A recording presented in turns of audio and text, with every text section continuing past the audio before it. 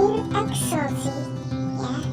Jadi kita nanti lebih mudah guys, tidak perlu dengan cara manual.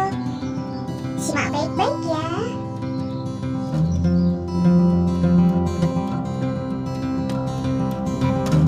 Nilai dari 1 sampai 10. Ini nanti kita akan buat peringkat guys. Bagaimana caranya? Ya, ini rumusnya rank A1 sampai A10. Itu seperti itu, ditulis aja sama persis gitu ya.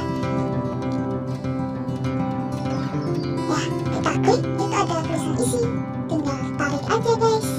Ya, tarik sampai nomor 10. Tunggu, ya, itu sudah muncul peringkatnya. Dari mulai peringkat 1 sampai 10 ada semua guys, yaitu ada peringkat 1, 2, 3, 4, 5 lagi, itu karena nilainya sama guys, 7, 8, 9, dan 10 guys.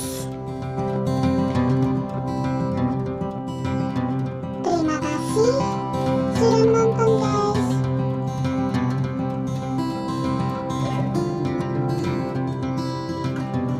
Jangan lupa like, comment, share, and subscribe.